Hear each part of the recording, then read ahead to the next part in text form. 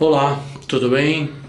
E aí, muito frio onde vocês estão? Para quem está no Rio Grande do Sul, Santa Catarina, deve estar com um pouco mais de frio do que para quem está aqui no Paraná, São Paulo, né? Pois é, essas oscilações do clima a gente já conversou sobre isso, né? Mas vamos deixar isto para nossas aulas sobre ecologia, né? Hoje nós vamos falar sobre zoologia. Particularmente, nós vamos falar sobre o filo apicomplexa, né? Tá? Que não apresentam organelas de locomoção. Então, exemplo, plasmódio, da malária, né? Por que eu coloquei o inseto aqui em vez de colocar o plasmódio, né? Em vez de colocar um apicomplexa, né? Um ser inferior, né? Microscópico. Porque este mosquito é o responsável pela transmissão da malária, né? Nós já vimos outras doenças, como mal de Chagas, que o barbeiro é o responsável, né? Então, vocês percebem que existe todo um ciclo também de impacto ambiental, também pelas mudanças ambientais, pela falta de higiene, pela falta de cuidado com o meio ambiente, e muitas vezes essas mudanças climáticas, esses frios ou calor, são o que a gente chama de agentes naturais de controle de epidemias, né? Então agora com esse frio, então esses insetos morrem, ou as formas de contaminação se enclausuram, né? Formam os óvulos, os cistos que a gente já falou, né? Então, hoje nós vamos falar sobre a malária, que é transmitida pelo plasmódio. Vamos lembrar quem era o plasmódio? Bom, a malária está relacionada ou tem registros desta doença 1000 anos antes de Cristo, ou seja, é uma doença muito antiga, né? E tem vários nomes, então, populares: maleita, cesão, impaludismo, febre palustre, febre intermitente, né? Esse cesão é menos conhecido, mas os demais são bem conhecidos, são bem populares, tá? Mata mais de 2 milhões de pessoas por ano, né? Ou seja, é uma doença muito grave a malária, né? Normalmente ocorre nos trópicos, onde os mosquitos, então, onde a temperatura, a umidade é mais estável, né? É menos suscetível a grandes variações térmicas, né? Os trópicos, principalmente do sul. E aí nós temos uma grande infestação, né, desta doença, tá? Ou seja, uma criança a cada 30 segundos, ou seja, 30 segundos e mais uma criança morreu de malária, mais uma criança morreu de malária. E como que essa criança foi infectada? Não pelo plasmódio, mas pelo inseto, pelo mosquito que a picou, sugou seu sangue, e quando ele enche seu abdômen de sangue, ele começa então a liberar a sua urina ou seu líquido excessivo, né? E esse líquido excessivo, carregando os plasmódios, os óvulos dos plasmódios, vão entrar na nossa corrente sanguínea e vão nos contaminar, né? Então são inúmeras doenças causadas por este mesmo processo, tá? Então cabe a vocês memorizarem cada uma dessas doenças com seus hospedeiros intermediários, hospedeiros definitivos, que quase sempre são os homens. E por que a gente trata dessas doenças aqui, né? Porque são doenças que eu já falei aqui para vocês, de social interesse econômico, né? Então tem um interesse econômico muito grande por trás. Vejam, são 2 milhões de mortes por ano, né? Então é um problema social, né?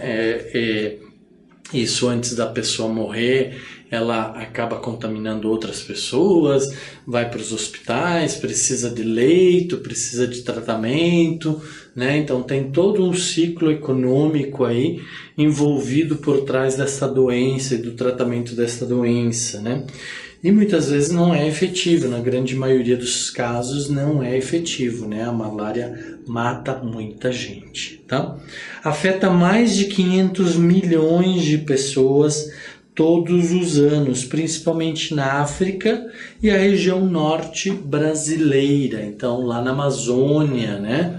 Então a região norte brasileira, né? Onde temos várias temperaturas elevadas, alto índice de precipitação, então tem um clima muito propício para a proliferação do plasmódio, águas paradas nos igarapés, nas águas nas copas das árvores, nas bromélias, nas epífitas, certo?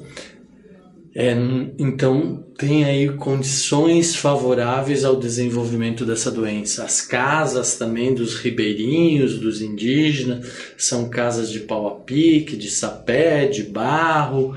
Então a gente já viu isso, que é um grande vetor, um grande promotor ambiental dessas doenças, tá?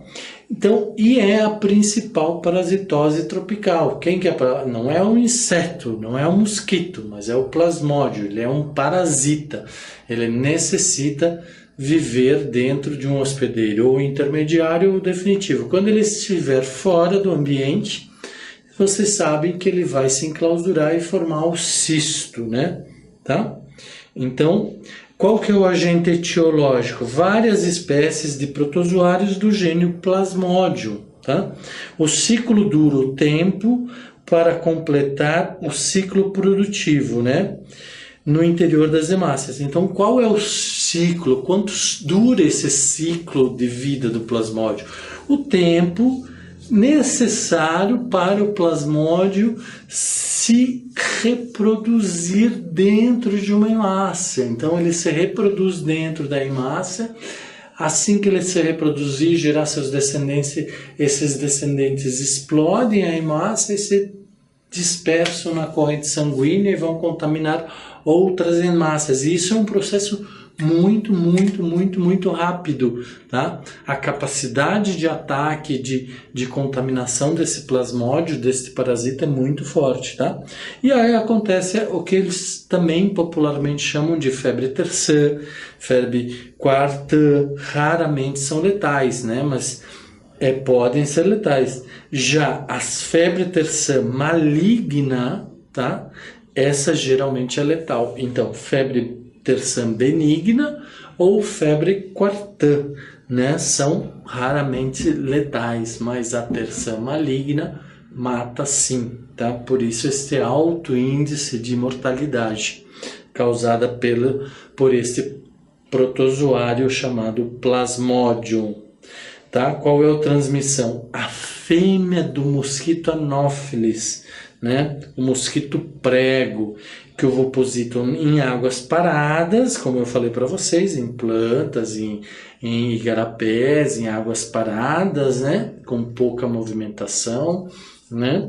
Acumuladas em plantas epífitas, bromélias ou fitolinum, né? Tá? Que são aqueles poças da água, onde então ali o mosquito ovoposita, ou seja, deposita seus ovos, e aí os ovos quebram, né, suas células, e aí dão origem aos plasmódios, e aí os plasmódios ficam sobrenadantes, livres nessas águas, né? E aí quando a gente põe nosso pé lá dentro, ou bebe dessa água, ou o mosquito bebe dessa água, ou o mosquito que está contaminado pica nosso corpo, ele transfere o plasmódio para a gente, tá?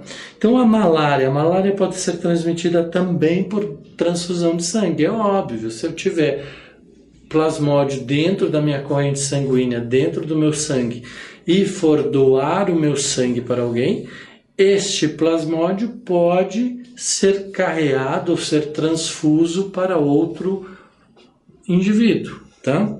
Então, quais são os sintomas dessas doenças? Anemia, né? Destruição das hemácias, então as pessoas ficam amareladas, ficam fracas, ficam débeis, né? Sem ânimo, sem força para nada, adquire uma coloração amarela de pele com icterícia, que são coceiras, né? Então a pele fica amarela, a anemia causa isso, né? Causa essa despigmentação da pele, né? Hipóxia, que é a redução de oxigênio nos tecidos, então alguns tecidos começam a ter problema circulatório, por quê? Porque faltam hemácias, hemácias estão contaminadas, então vão levar menos oxigênio e começa a gerar algumas mortalidades dos tecidos do organismo humano, tá? Lesões dos vários vasos sanguíneos, então esses plasmódios, eles podem estourar alguns vasos sanguíneos, né? Tá? Aglutinação nas paredes dos vasos, bloqueando os capilares. O que é aglutinação na parede dos vasos? Começa a formar uma espécie de uma ferida, uma espécie de acúmulo, né? De sangue ali na parede do vaso sanguíneo, e isso vai formando um trombo, vai aglutinando, vai formando uma incrustação, né? Isso pode, então, entupir o vaso e causar grandes problemas, tá?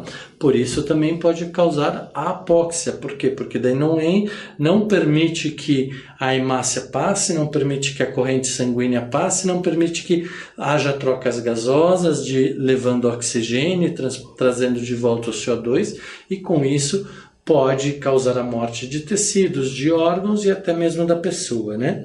Tá? E então, com isso gera-se a necrose do tecido, de uma região do corpo, né?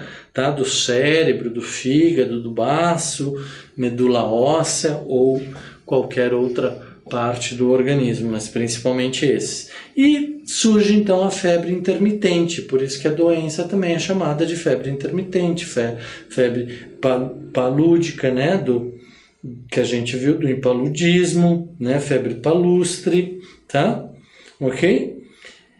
Então tem altas temperaturas, 41 graus Celsius é uma temperatura bastante elevada, causando muito calor e muito suor, né? Vocês sabem que as enzimas precisam de uma certa temperatura e agem e têm síntese, né? Ou fazem suas sínteses numa determinada temperatura, que é mais ou menos 37 graus. Por isso que quando a gente passa dos 37 graus, a gente começa a ter problema de febre, que são temperaturas excessivas, e essas temperaturas, se chegar acima de 41 graus, elas podem descaracterizar, né, descompor todas as enzimas e proteínas dos nossos órgãos, do nosso corpo e causar a nossa morte, tá? Certo? A desnaturação das enzimas, a gente já falou sobre isso, lembram?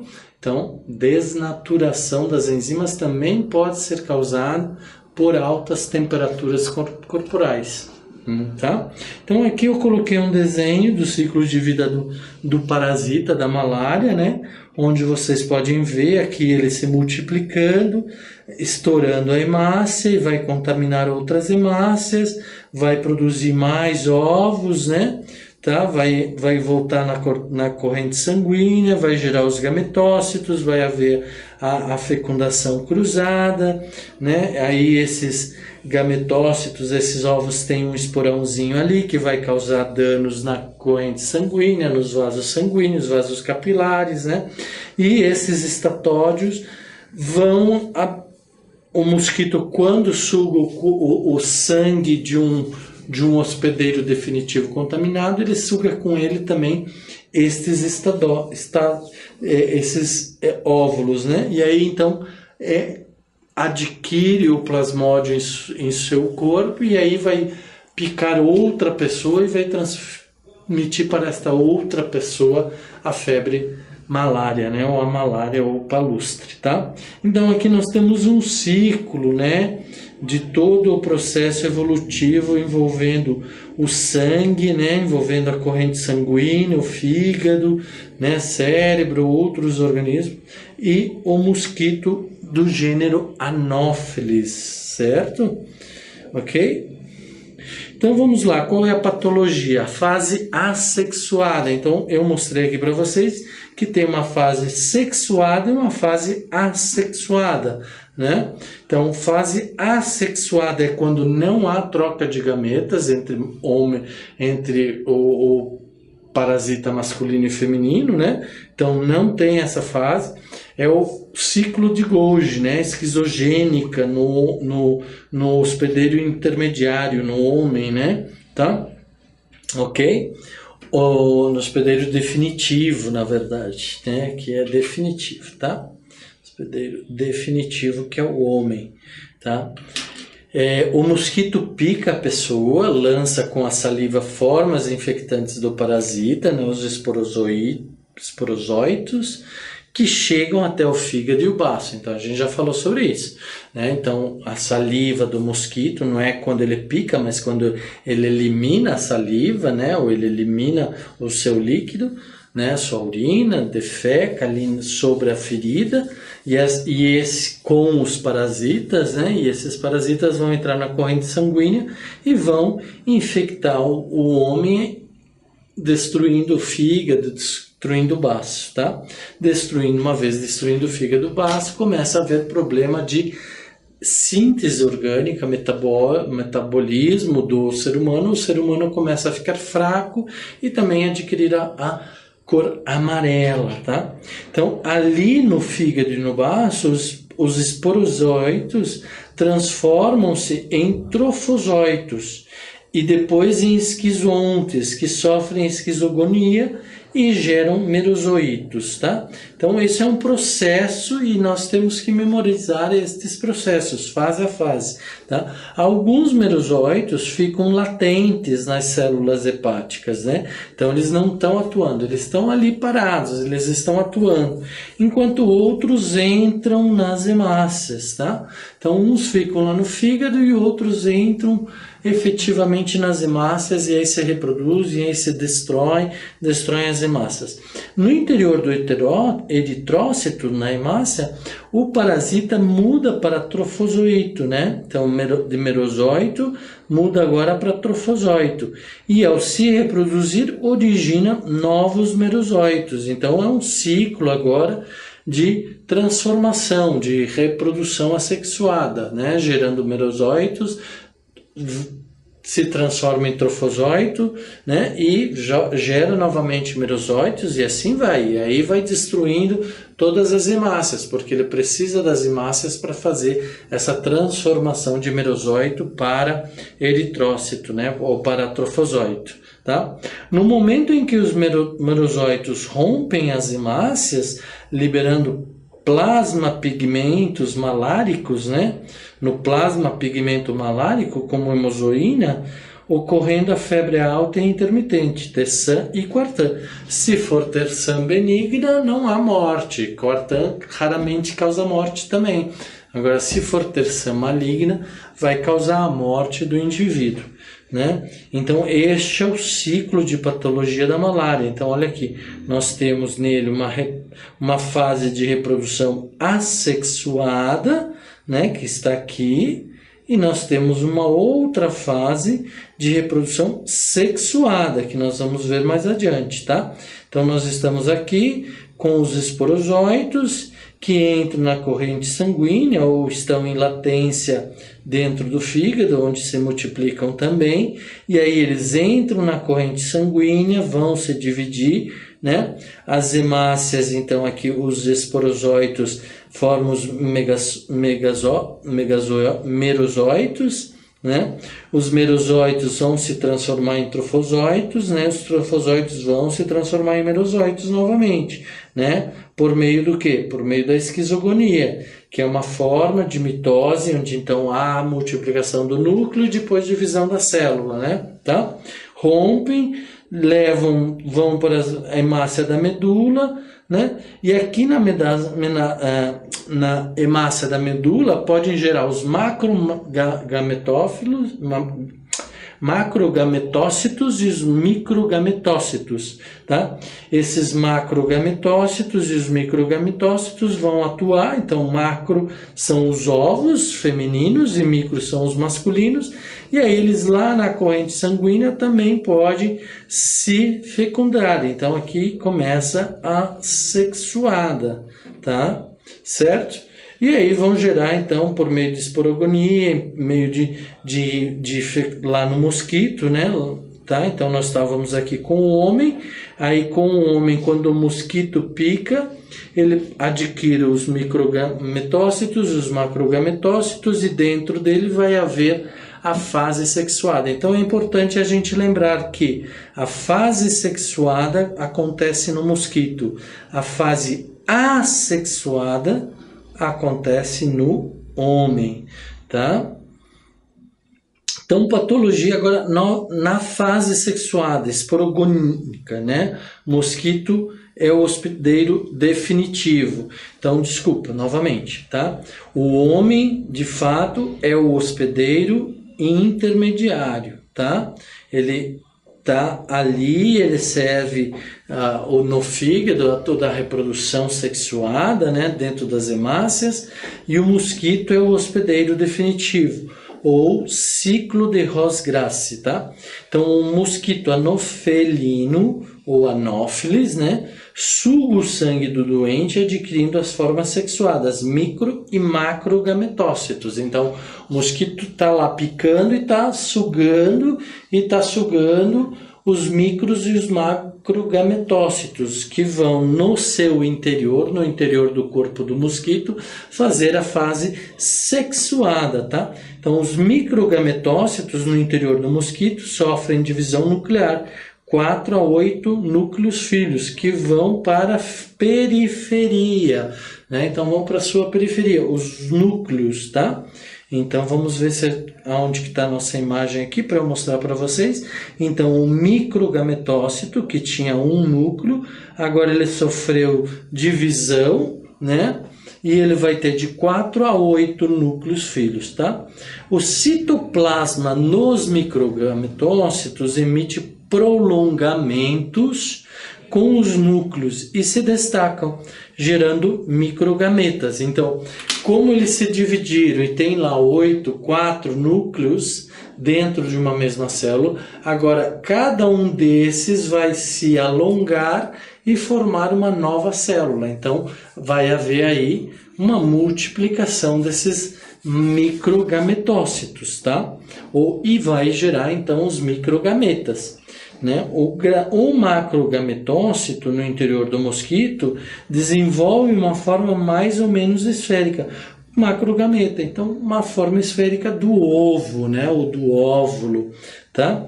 O macrogameta é fecundado pelo microgameta, formando o zigoto, denominado ocineto, né? Móvel com pseudópodes. Então, o zigoto na malária, né, desse protozoário, é denominado como ocineto, móvel com pseudópodos, tá? Ok? Então, aqui nós temos que, então, ele sofre essa esporogonia e dá origem a um grande número de elementos, os esporozoitos, né? Os esporozoitos são distribuídos por todo o organismo do mosquito, inclusive as glândulas salivares dos mosquitos. Tá? Então, olha lá, né? Nós tínhamos aqui a divisão, né? Então, olha aqui, dentro dos mosquitos entram os micro e macrogametócitos, né? Aí o microgametócito vai se dividir seu núcleo em 4 e 8, vão prolongar as suas células e vão fecundar um macrogametócito. Então, vão formar um macrogameta e um microgameta, e que vão formar então um óvulo chamado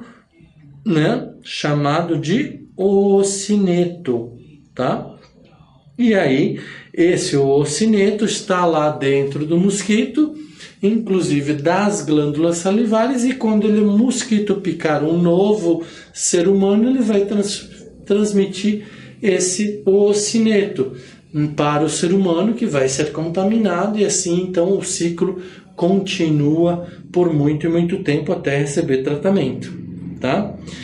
Como que podemos evitar esse problema, né? Então, como que nós podemos combater esta doença que mata mais de 2 milhões de pessoas por ano, mata uma criança a cada 30 segundos? É muita coisa, 30 segundos é muito rápido, a gente não tem nem noção de quanto é isso. É muito rápido, tá? Ok? Então, o que que nós podemos fazer na nossa casa, no nosso quintal, no nosso bairro? Cuidar das valas, drenar as valas, tirar o lixo acumulado, tirar as águas acumuladas, tá? Porque a gente nunca sabe se o mosquito Anopheles não está por perto, ou a fêmea, né? Tá? E que pode nos picar e pode nos contaminar. Então é muito importante essas medidas de profilaxia, que são drenagem de valos e banhados, impedirá que as fêmeas tenham local de ovoposição. Então, se as fêmeas não tiverem onde ovopositar, elas não vão dar continuidade ao processo de divisão que teve, né, a geração dos oocinetos, e esses oocinetos vão ficar no corpo dela e ela vai morrer. O ciclo de vida do mosquito não é tão grande assim, mas elas precisam de água parada, elas precisam de água para poder depositar ou ovopositar seus óvulos, né, seus ovos. O uso de inimigos naturais, como peixes que se alimentam de larvas, larvófagos, né? Pode utilizar inseticidas, porém eu sempre já repeti isso para vocês e vou repetir de novo. Sempre muito cuidado com os inseticidas, porque pode haver processos mutagênicos, porque o inseticida é um produto químico que pode gerar um processo mutagênico daquele protozoário, parasita, daquele ser vivo que a gente está querendo controlar, né? Uso de repelentes, telas nas janelas para impedir a entrada de anófilis. Então, usar repelente quando a gente vai para a Amazônia, quando a gente vai para algum lugar tropical, de clima bastante úmido, bastante quente, usar bastante repelente para evitar que o mosquito anófilis nos pique e transmita a malária para a gente, né? Tá? Não existe vacina eficaz ainda, então o que se faz é, antes de você viajar para uma zona tropical de alta temperatura e muita umidade, é tomar alguns remédios, tá? Que vão impedir o seu organismo, ou vão impedir que a malária se produza ou se insira no seu corpo e se reproduza, tá? Certo? Então, agora vamos falar sobre o filo Ciliophora, tá? O Paramecium caudatum, tá? Nós estávamos então falando anteriormente sobre o Plasmodium, né? O Plasmodium. Agora nós vamos falar sobre o Paramecium, tá? Ok? Então vamos ver lá a figura do Plasmodium, só para a gente lembrá-la sempre, né? Nós temos aqui então o mosquito e o Plasmodium. A gente viu na aula passada ou nas aulas anteriores a figura do Plasmodium, tá? Ok? Então revejam lá e gravem bem a imagem do Plasmodium. Agora nós vamos falar do Paramecium, que é o causador da doença, né? Ou de algumas doenças aqui que nós vamos ver. Então, os cílios se movimentam na superfície das células de modo coordenado, né? Então, são esses cílios aqui que se movimentam na superfície da célula, tá? Causando ou promovendo a locomoção ou a captura de um alimento. Porque se tem um alimento aqui, os cílios vão levar este alimento para cá, o movimento ciliares, estão vendo, né? Tá? Então tá entrando o alimento aqui, certo? Então o motorium, né? A organela que realiza o movimento dos cílios. Então existe um mecanismo chamado motorium que faz com que os cílios se movimentem. Então aqui nesta figura a gente consegue ver película, né, vacúolo contrátil, que faz com que haja entrada e saída de água, né, o esôfago ou citostoma, que é este buraco aqui no plasmódio, no paramécio, que vai fazer com que o alimento entre, e aí ele vai chegar até o vacúolo alimentar o digestivo, que vai se soltar, né? Vai se soltar e ser uma organela nadante dentro do paramécio, né? E que depois de servir para todas as sínteses e como fonte nutricional vai ser liberada, né? Então aqui nós também temos um micronúcleo e um macronúcleo, tá? Ok? Então esse é o paramécio, né? Então, diferença entre a alimentação dos sarcodíneos e dos ciliados. Então, a alimentação é diferente da forma como eles se alimentam. O paramécio se alimenta através do citóstoma, né? Tá? Na ameba, que é aquela indivíduo assim, que não tem um corpo bem definido, o alimento pode ser ingerido por qualquer parte do corpo, mas no paramécio somente pelo suco oral ou pelo esôfago, né? Somente por aqui que entra o alimento do paramécio. Já na ameba, ela pode incorporar o alimento de qualquer modo e em qualquer parte do seu organismo. Então, uma vez penetrado no sulco oral, o alimento dirige-se ao citóstoma, entrando no citofaringe e por movimentos do penículo chegam ao fundo da citofaringe, onde está o vacúolo digestivo. Então, aqui nós temos o sulco oral, então vai entrar o sulco oral, seria essa parte bem aqui externa. Aí vai entrar no citóstoma e por movimentos, né, ditos do penículo, vai fazer com que o alimento chegue no vacúolo alimentar. Ao chegar aqui, ele vai se desprender, vai fazer a síntese, o consumo de todo o alimento, e aí vai liberar esse alimento na forma de energia para o animal fazer suas atividades ou se locomover, tá? Ok? Depois da digestão do alimento, então depois que chegou no vacúolo alimentar, similar à ameba, o vacúolo com resíduos, né, vai gerar o vacúolo. Então ele fez a síntese, se alimentou, tirou toda a energia, tirou todos os nutrientes do alimento e aí gerou então um resíduo. A partir desse momento é dito vacúolo residual. Por quê? Porque contém os resíduos, né, que é eliminado por uma região específica, o citopígio ou citoprócto, tá? Já o vacúolo contrátil, que eu mostrei para vocês aqui, né? O que ele vai fazer? Ele vai fazer a regulação osmótica, que é a entrada e saída de água, mantendo tônus, mantendo um sistema onde se permite fazer todas as trocas, todos os metabolismos, todas as sínteses, tá certo? Então, o vacúolo contrátil, né, que é capaz de eliminar o excesso de água do interior do citoplasma, tá? Possui dois núcleos, como eu já falei, macro e micronúcleo. O macronúcleo regula as funções vegetativas, tá? Macronúcleo vegetativas, como nutrição, metabolismo, regeneração, né? Já o micronúcleo, ele é responsável pela reprodução, pela transferência do material genético, né?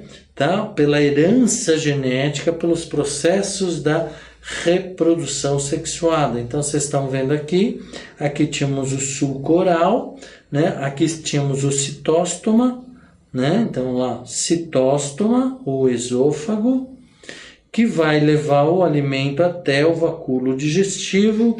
Esse vai se desprender, vai fazer toda a síntese, vai ficar só com os resíduos e aí vai ser chamado de vacúolo residual, que depois se direciona até a parede do paramécio e dali faz toda a eliminação ou secreção dos elementos ou componentes químicos indesejáveis. E aqui nós temos então o vacúolo pulsátil, que vai fazer o controle da osmose do indivíduo. Tá? Reprodução. Os ciliados se reproduzem assexualmente, por cisparidade ou bipartição, divisão binária. Os núcleos macro e micro se dividem e em seguida ocorre um sulco transversal separando a célula ao meio. Então, uma vez que o macro e o micronúcleo tenham se multiplicado, eles vão para lados diferentes do indivíduo. Esse indivíduo se divide a partir de um sulco transversal, então não é longitudinal, é transversal, né? E aí gera-se novos dois indivíduos, cópias idênticas da sua mãe, tá? Com a mesma informação genética da célula-mãe. Tá? Em condições desfavoráveis, entretanto, a gente já sabe que eles podem gerar anfimixia ou conjugação, reprodução sexuada, com trocas genéticas. Então, a gente já sabe que quando há perigo de perpetuação da espécie ou de reprodução, continuação da espécie, os indivíduos vão fazer a troca dos gametas para gerar uma nova classe de gametas aí, para gerar mais resistência, fortalecer esses gametas para que eles continuem no seu processo de reprodução e desenvolvimento, tá? A única espécie parasitária humana, né? A única espécie parasitária humana é a Balantidium coli, né? Que causa disenteria, cólicas e fezes sanguinolentas. O que são fezes sanguinolentas? São fezes que carregam consigo corpos de sangue ou de hemácias. Então a gente olha para as nossas fezes e as nossas fezes estão vermelhas de sangue, né? O contágio indireto por meio de água contaminada dos cistos. Então assim se transmite para o homem o parasito Balantidium coli, né? Que vai causar disenteria, cólicas e fezes sanguinolentas. O parasita é comensal do porco. O que significa comensal do porco? Significa que ele vive bem com o corpo, ele não tem problema de parasitismo, se não necessário. Se necessário, ele vai parasitar e vai causar a morte do porco. Mas transmite cistos para o homem, que se torna-se então hospedeiro definitivo, né? Então, olha lá, nós novamente temos um sulco oral, um citóstoma, né? Um micronúcleo, um macronúcleo, temos aqui o vacúolo contrátil, né? O vacúolo residual, o vacúolo alimentar, os cílios, tá? Então, essa é a característica do filo Ciliófora, né? Possui cílios. Ok, pessoal? Então, hoje, nós vimos dois filos, né? O Ciliófora, né? Que causa diarreia, disenteria, cólicas e outras doenças através da reprodução e desenvolvimento das doenças, né? Dessas doenças. Ou a gente viu o filo apicomplexa, onde o representante maior é o plasmódio, que causa um protozoário microscópico que causa a malária, né? Tá? Que é responsável por mais de 2 milhões de mortes por ano no mundo, ou uma criança a cada 30 segundos. Então, pessoal, muito cuidado, higiene, usar sempre calçado fechado, evitar poças paradas de água, locais parados de água, não jogar o lixo no meio ambiente, não jogar restos de materiais, porque isso pode acumular água, e tudo isso pode gerar as doenças ou as várias doenças. Tá bom? Revejam, é bastante conteúdo, são processos bem distintos, sexuado a sexuado, que vocês precisam memorizar e vocês precisam fazer suas revisões e discutir entre vocês para fixar o conteúdo. Uma vez fixado o conteúdo, não tem jeito de errá-lo. Tá bom? Fiquem bem, até a próxima.